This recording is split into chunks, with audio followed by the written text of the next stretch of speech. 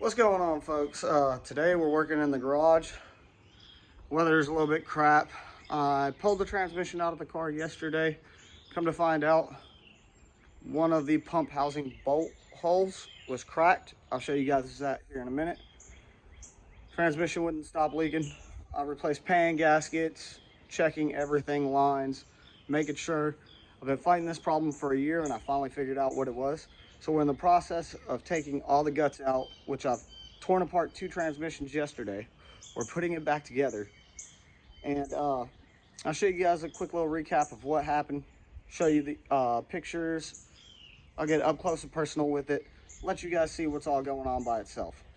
It's a pain. I know it's been about a year and some change before I've done anything. I'll show you some updates on the car with the Terminator X installed.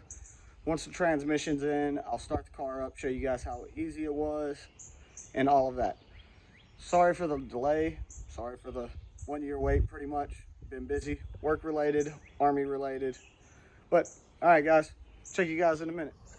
All right, here's a little recap on the car. As of right now, we do have forward facing turn down headers. I did wrap these, weld them up myself, so that way I can take a little bit of pride in it. The welds do hold. They do look like crap because of the humidity here. I didn't coat them. Yes, the number 3 plug wire is off, just so that way I could get to that top driver side bolt for the transmission housing. Excuse the mess. The car is really dirty. It's been sitting outside. I've been gone for a month, plus doing a bunch of Army training and work training. So I need to fix the dipstick whenever the heads and intake come in. I'm just waiting on gaskets at this point since no auto parts store around me has them. Had to order them last night. I will show you the bolt hole. That is trashed. If you guys look right there, you can start to see daylight. It would not seal and kept leaking. I've been fighting. This is my original transmission from Frosty. With that being said, I've been fighting this issue for some years. With all of this, I've got this whole thing torn apart, taking everything out that I needed besides this arm for my shifter. I gotta take that off when everything's said and done. Now let's go ahead and look at the new transmission that is filthy. I've already got the reverse and first gear planetary in, the output shaft. I am going to reuse my housing, my tail housing, but this is the bolt hole that was torn up on the other one. I just have to put the retaining clip in this, so that way it'll hold the plate down.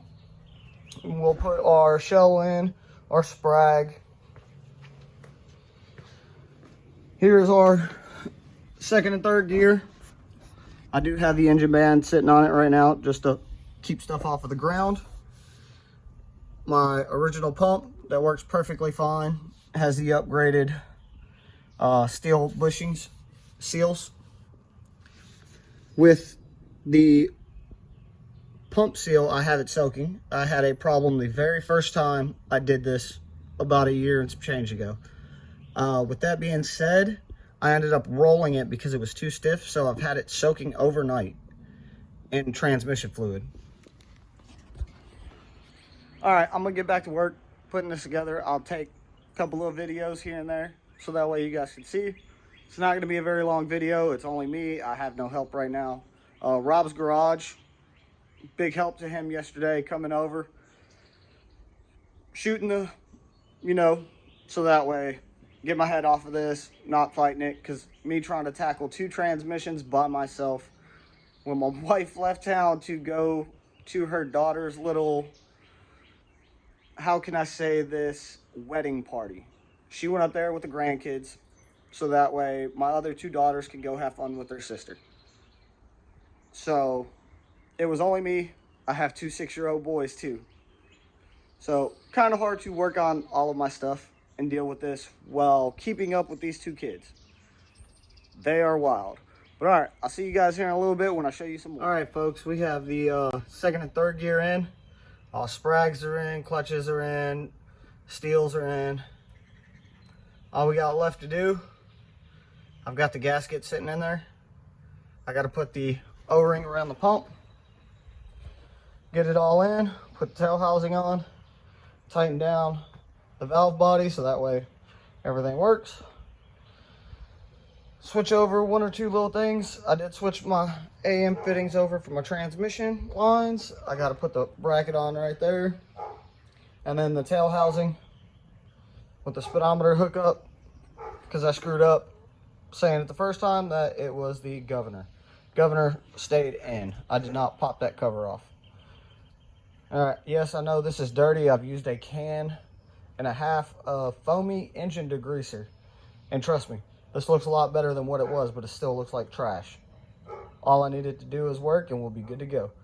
See you guys here. Hey guys, it's another day. The transmission is in. We got it in the other day. I had to take time off. Yesterday being Easter. Dealing with the kids still.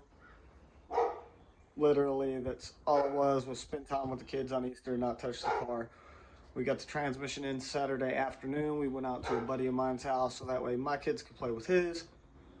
Get me away from the car. Rob's Garage came over again. Gave me a hand. I was getting mad. As high as you see the car right now.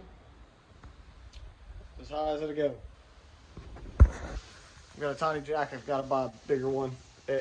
It doesn't raise it up as high as I need to. Had to fight to get the transmission on the transmission jack under the car. And then get it lined up. Made for a stressful day Saturday. Alright, let's take a look. Alright folks, it's a new day. I'm going to wrap this video up. We got the transmission in, the torque converter in. Big shout out to Rob's Garage again for coming over, helping me get it in. I was getting stressed. He helped out a lot. Also got new heads on the motor and intake. Put the carburetor on it. Waiting on just a couple more bolts. The valve covers will be in tomorrow. I paid a buddy 60 bucks for some tall small block Chevy conventional head valve covers.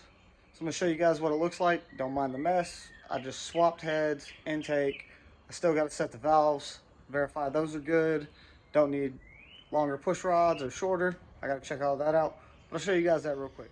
All right, here you guys go. We got some Flowtech 200cc heads with the Team G single plane intake. I've already got the blow through carburetor on there.